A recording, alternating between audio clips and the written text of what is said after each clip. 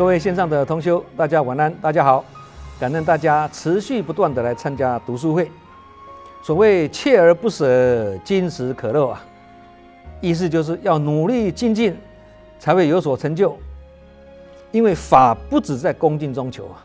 法更要在勤中求啊。因为一勤天下无难事，一懒世间万事休。曾国藩也说啊，天下古今之庸人，皆以一惰志自败啊。所以勤可以治惰，懒惰的惰；勤也可以治庸，昏庸的庸啊。我们如果能够精进啊，就能对治懈怠心跟放逸心啊。然而精进心也需要以坚韧不拔的毅力哦，跟持之以恒的耐心呢来做后盾啊。就好像我们曾经分享的，必须心力加体力，还要毅力与耐力，其中一项若不济，绝对没力跑下去。所以也要持续精进，也是要有心力、有体力、有毅力、有耐力来做基础啦，才能路遥知马力，日久见人心啊。好，我们来进入今晚的主题，叫做随缘不变，不变随缘呐。学佛的人常常会听到“随缘不变，不变随缘”这句话哦。这句话是做人处事最好的性格啦。我们来学佛就是要学习这样子的好性格。随缘不变指的是在任何情况下都能保持心平气和，不会因外在环境的影响而改变自己。那不变随缘的意指的是什么？在面对境界变迁时啊，能保持内心的稳定跟灵活应对，不会因外境的变化而有所困扰，也就是说能够随遇而安，随缘自在了。那这两句话把它听起来好像意思差不多，没错，这两种性格都是佛菩萨的境界啦。我们虽然是凡夫，然而顺何人也，于何人也，有为者亦若是。顺是圣人啊，我是凡夫啊。然而只要我们有心，也有所作为，就能有志者事竟成啊。同样也可以达到这样的境界啦。所以我们也是要有信心的哦。有些人因为一味的随缘，却失去原则结果呢随波逐流沉沦苦海，无法自拔。有些人太过坚持原则了，反而变成什么？变成法执，变成执着，死板板的，不能融通不但无法广结善缘，也使工作或事业呢的发展受到阻碍。所以唯有掌握随缘不变跟不变随缘的理念对感情不执但也不舍，对五欲的财色名食睡呢不贪也不惧，多一点或少一点，进一点或退一点，分寸拿捏的恰到好处，不增不减走在中庸之道这样才能让我们拥有和谐跟无碍的人生入乡随俗也是一种随缘但这种随缘也是要把分寸拿捏得很好否则随俗而入乡随俗，随俗变成媚俗，这样就不好要随俗而脱俗，随顺着他，但是不会被他影响，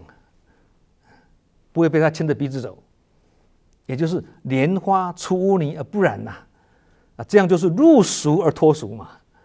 这个也是很美的境界嘛不是碰到什么事就讲随缘随缘也是要看随什么缘要随善缘而不是随恶缘。同理，我们常常讲共业也要看好坏啦也有共善业，也有共恶业道理是一样的随缘不变，不变随缘这句话，如果以《金刚经》所讲的这个因无所住而生其心来解释的话呢，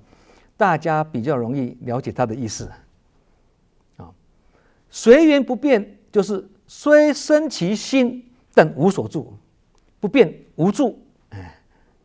那不变随缘就是虽无所住哦，但生其心哦。虽然没有执着在它上面哦，可是我还是起心动念。但是这个起心动念没有不好的哦，这个道理有点深啊哦。但是我们用例子来解释，大家一听就懂。就好像日常生活中了啊，我们也是要随顺当下的因缘呐。什么因缘？你是当父母的啊，你就扮演好父母的角色啊；做老师的就把老师的角色扮演好啊。你是做主管的啊，就要把主管的角色扮演好啊。同理啊，如果你是子女的，你要把子女的角色扮演好啊。这个就是生其心呐。这样的念头起来，这样的理念起来，无论我们是从事什么工作，或扮演哪一种角色呢？甚至是我们这个读书会的弘法利生也是一样哦，都要无所住。就是不执着的意思了，也就是说，一半尽其在我，一半顺其自然呐，这样才没有烦恼啦。而且还要不执着于财色名食睡，也不执着于色声香味触法，同时也不注于我相、人相、众生相、寿者相，也不注于人我是非，不会因为别人的一言一行呢，而自己对号入座，产生烦恼跟痛苦。这样就是《金刚经》所讲的无所住的意思了。那这样解释大家就比较容易听得懂了。随缘不是随便行事或态度敷衍哦，而是随顺当前的环境因缘，从善如流，顺其自然，这个意思。那不变，也不是说一点应变能力都没有，不是这个意思哦。也不是像一粒大石头，没有感觉，没有反应，不是这样子的。不变不是这个意思，而是这不变就是坚持己志，安忍不动，不轻易动摇的意思啦。这个生活中如果能够在真理的原则下呢，守之不动，不管大小事情都能够随缘行道，那自然就能够随心自在啊，清安自在啊。有一些人呢，常常把一句随缘挂在口头上，以为什么事都可以随缘。其实随缘不是没有原则、没有立场，更不是随便马虎不是缘是需要很多条件具足才能成立所以才说有缘生缘灭嘛，对不对？所以才说因缘和合啊。那能随顺因缘而不违背真理，才能叫做随缘哦。已经圆寂的星云老法师有一段开示，很精辟，很值得我们学习。他说真正随缘的人呢，有4种不变。随缘不变，那个不变有4种。第一，不模糊立场。每一个人不论思想观念，甚至生活工作，都应该有一套遵循的行事的准则跟立场就好像说道德是儒家孔孟思想的立场那正派是君子的立场嘛，对，你要当君子就叫正派嘛。那慈悲是菩萨度众的立场那人间佛教这个是大乘佛教的立场嘛。不亲近邪魔外道这个是佛教徒的立场嘛。那佛陀经过累生累世的修行，也是坚持信念的立场所有的高僧大德都是一样，都有他一个坚定的立场，守之不动，一百千劫才能够圆满佛道嘛。以前我们提到的证严上人曾说，人可以不为自己，但不能没有自己我们以前讲过这句话嘛，也是一样的道理。因此要掌握自己的立场跟原则，才不会懵懂糊涂而迷失自己这样才不会说没有不能没有自己的意思是这样的第二个，不丧失原则原则是一个人的立身处世的这个依据嘛，依靠嘛。那人在这个名利诱惑之际呢，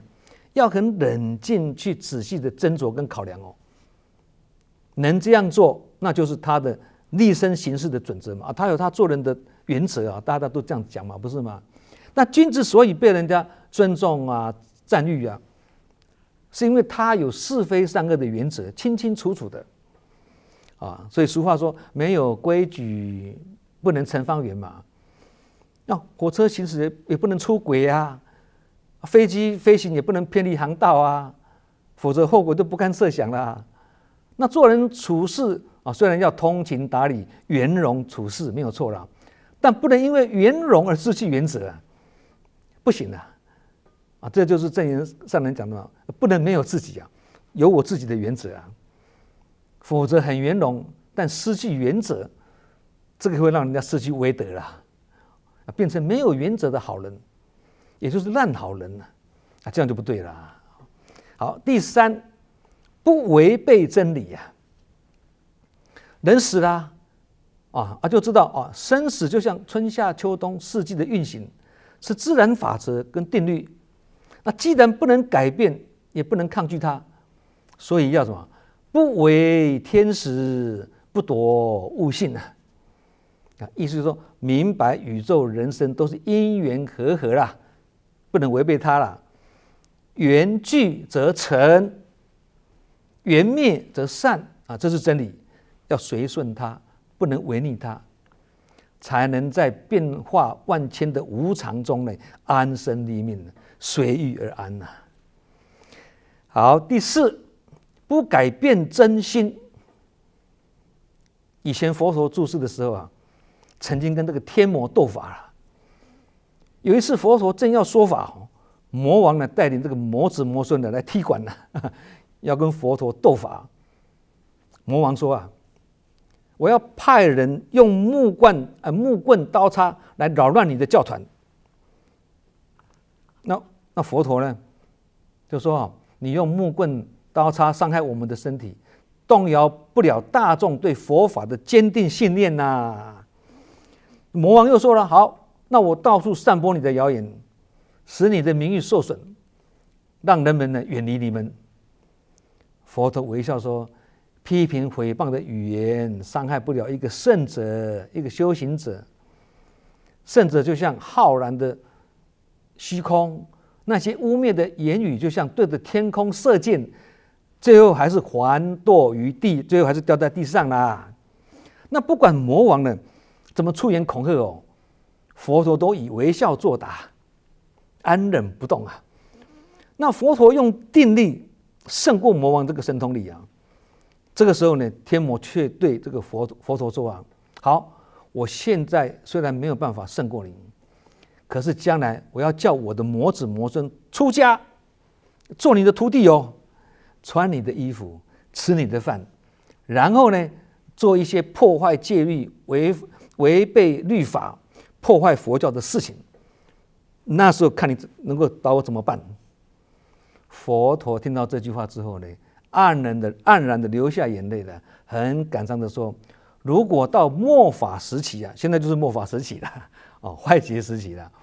如果到末法时期，天魔或魔子魔孙要这样做的话呢，那我也没有办法了啦，有一点无奈了。那虽然佛陀对这个魔王说出这种无奈的话但佛陀还是对魔王说了：佛法是从真心本性流露，是众生共同所有，不是你可以破坏的所以生活上呢，衣服大了可以改小啦，物品故障可以修复啦，房子老旧可以翻修重建啦身体也可以美容焕肤啦，那骨头断了还可以装义肢啦。可是人人本具的清净本性是不会迷失改变的只要我们拥有真心，则任何烦恼困难都可以迎刃而解了。所以随缘不变，就是指在这个四种条件下才能说随缘把它总结一下很好。第一，不模糊立场；第二，不丧失原则；第三，不违背真理；第四，不改变真心所以以后呢，我们如果听人家讲随缘随缘随缘我们就要看他是不是在这个四个前提之下讲的。如果不是的话，那就不能讲随缘，那就是随便那星云老法师也开示随缘度众的智慧刚刚我看到这一段觉得很不错老法师说他自述了他说我到工厂弘法呢，我会告诉劳工们好的工厂能生产优良的产品，去福利社会、造福社会啦。那坏的工厂不但制造瑕疵的产品，而且还会污染环境人心就像一个工厂保持一颗清净的心灵，才能带来欢喜的人间那我如果到监狱去布教呢，我会告诉受刑人要珍惜这段与世隔绝的期间反躬自省，对于一切苦难都要视为人生的挑战，从中自我教育那到学校演讲，我会告诉学生们，学习不只要求获得知识，更要开启智慧读书不只要求得到学问，更要学以致用，去身体力行那我如果到军营去开示呢，我会告诉官兵们身为一名军人基于护国救民的悲心去冲锋陷阵勇敢克敌事实上这个就跟怒目金刚要降服魔军的那个精神是没有两样的是一样的伟大以上呢是星云大师的开示跟这个老法师他自己的自述那不愧是智慧如海辩才无碍的智者大师让人敬仰跟敬佩那不只是出家的一代高僧有这样的境界在家居士也是有境界不输给出家人的例如已经圆寂的这个净空老法师的启蒙老师李炳南老居士也是有崇高的思想他指出随缘有4种境界第一种是佛的境界那佛陀彻悟了缘起性空真空妙有这种真理呢，从此心中了无牵挂，因为他知道真如的自性是不变的，但为了恒顺众生去随机说法，必须不停的变化自己也就是我们所讲的因以何身得度者，则现何身而为说法，所以必须化亿万身去随方救援就好像说水流进海洋就是海洋的样子嘛，那流进的江河就是江河的样子流进的湖泊就是湖泊的样子所以才说君子如水，随方救援嘛。在盆中，在碗中，在杯中各种奇形怪状的容器里面呢，水都会幻化出不同的形状出来，但是不管什么形状呢，水的本质还是水，它是永远不变的这样一解释大家都很清楚了嘛，对。那这个就是不变随缘的佛菩萨境界佛境界那第二个是菩萨的境界在菩萨的世俗中菩萨在世俗中要度众生嘛那在外行的当中呢，自己也是要时时的内修不只是外行还要内修这叫修行嘛那菩萨的境界是什么？虽然在世俗的大染缸里面故意污染自己让人家看起来好像跟凡夫一样平凡的很其实说穿了内涵看门道这个是菩萨游戏人间是在逢场作戏给我们看但是菩萨会随时关照自己不变不染的真如自性，在染里不染他会提醒自己这是演戏逢场作戏它只是个幻境，而真如本性就像一面明镜，幻象是永远无法去污染这个明镜的嘛，这就是随缘不变的菩萨所以第一个跟第二个的境界差不多那第三个是阿罗汉的境界这个是指什么？小乘佛教只度自己不去度众生的只求自己呢了生脱死做治疗汉但却不敢入人群去出生入死而不会生死小乘教徒认为世上无一众生可度度己就是度一切的那这个跟菩萨道的法门是天壤之别那这个就是不变也随缘的阿罗汉，第三种。那第四种是凡夫的境界我们凡夫的心就是染浊的这个染浊的妄心会随着外境的变化呢而变化，也就是对吧？居高位的时候就气势凌人呐，陷困境的时候就垂头丧气啦，发大财的时候就趾高气扬啦，掌大权的时候就目中无人啦，那发脾气的时候就六亲不认啦，等等。这个就是随缘而变的凡夫。好，我们把刚刚这4种随缘的境界整理一下佛的境界是不变而随缘嘛，那菩萨的境界是随缘而不变，那阿罗汉是不变也不随缘凡夫是随缘而变，4种随缘的境界各不相同。那各位可以再深入去静静的去体会各种的道理啦。其实高僧大德在面对根基不整齐的众生的时候呢，也是看对象而开示那他的力道也是轻重有别的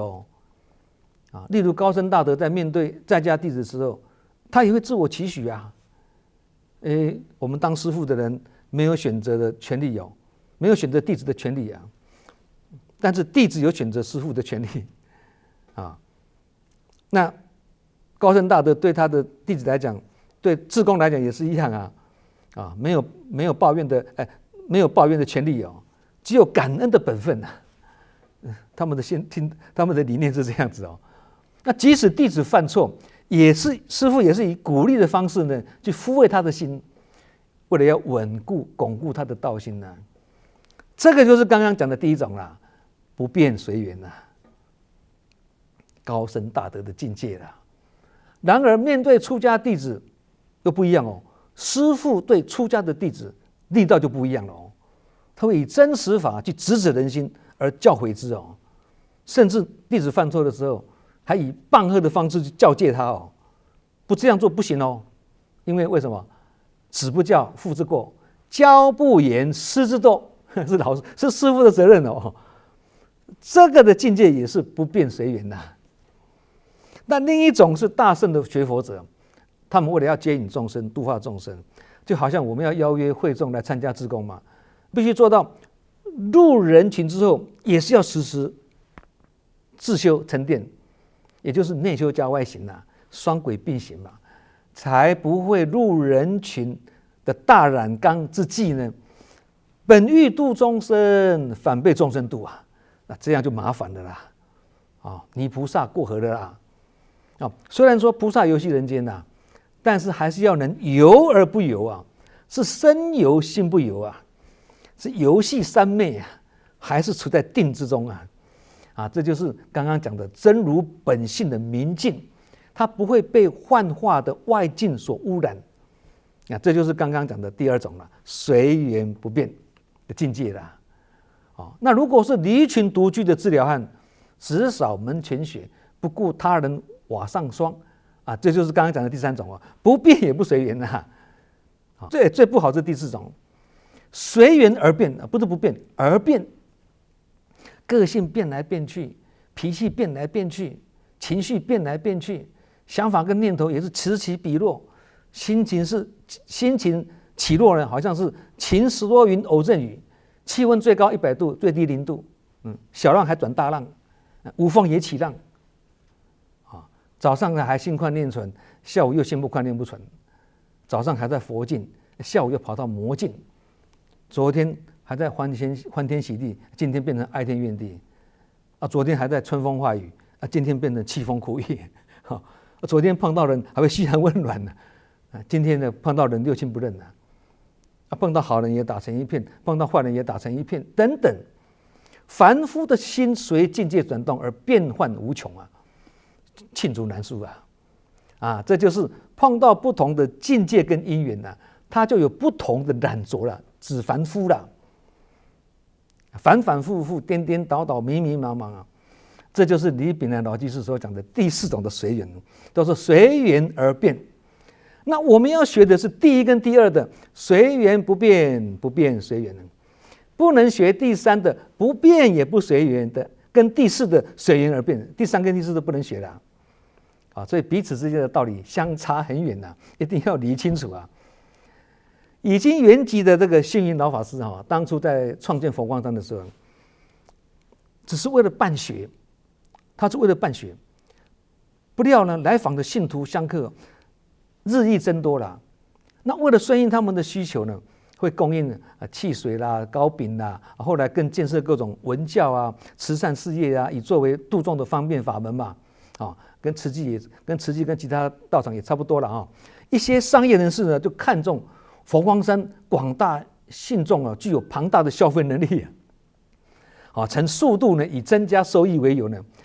找这个星云老法师呢，要谈这个合作经营的事情呢。然而每次都被老法师严词拒绝那老法师自己讲嘛，尽管开山以来都在经济都在捉襟见肘的情况下呢，艰难度日但是他说非佛不做，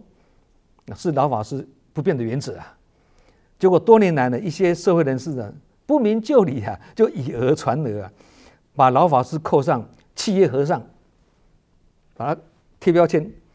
并用呢这个商业化来抹杀这个佛光山度众利生的这个事实那面对这些呢，老法师也是有以随缘止谤，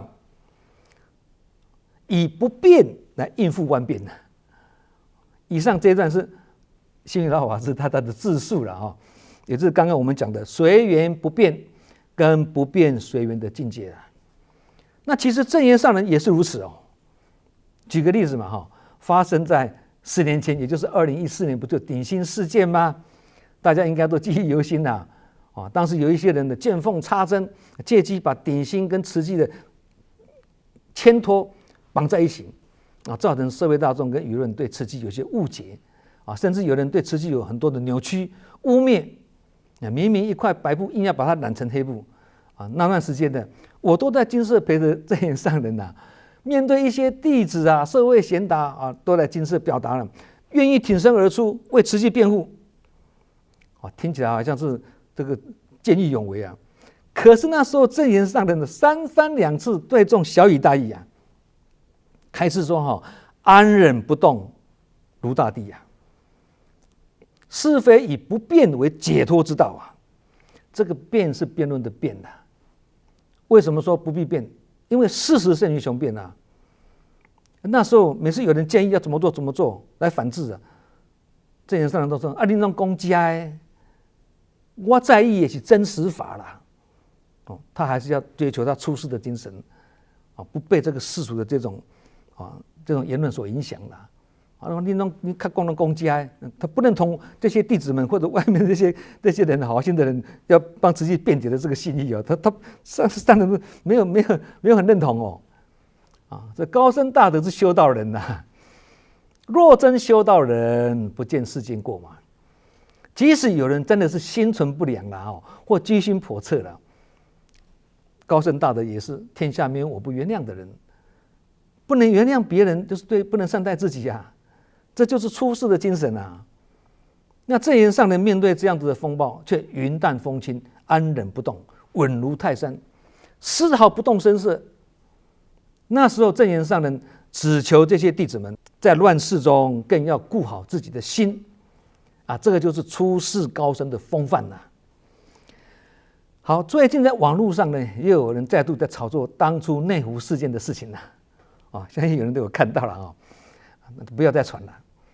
这已经是尘埃落定的往事了嘛。那不知这样炒作的用意何在？唯恐天下不乱所以这种网络也是一种乱源凡夫无法了解圣人的心除非这个凡夫已经超越凡夫性而接近佛性了，否则就是心佛不相应，当然就看不到真相跟实相嘛。人们对于是非好坏或对错虚实呢，常常很自信的说，这是我亲耳所听的这个亲耳听见的这是我亲眼所见的甚至坚信自己所看到的或听到的是万分正确的事实。然而呢，由于短视跟武断只知其一不知其二没有深入了解还自以为很懂，其实已经被六世所蒙骗，造成愚痴短见，成为盲聋之徒而不自知其实人生是这样子我们亲眼看到的事情都不一定是事实何况是没看到啊。所以学佛不能从知末差别来认识世间啊，来看事情啊，必须转识成智啊，以无漏般若的根本认识呢以无漏般若的智慧呢，从根本去认识宇宙跟人生啊，才不会被世间幻化的妄象所迷惑啦，而被误导了啦，也才不会在众多观众面前危言耸听、道听途说啊，不止造口业，甚至成为社会的乱源啦。解释或澄清虽然有时也是必要的啦，但也是要看情形跟看情况，因为凡夫性就是信者恒信，不信者恒不信啊，这就是人性啊。你再怎么解释，他就是不相信，所以呢，只好让时间去证明一切啦。事实就是最好的证明了，也就是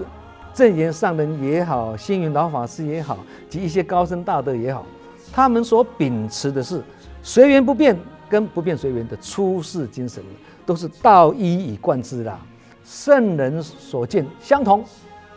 那我们生活要清安，随境而安，也是要学习这种啊是非以不变为解脱之道的精神啊，不用去变，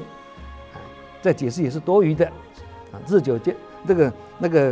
日久见人心嘛啊，对啊。好，我们今晚的读书会随缘不变，不变随缘就分享到这里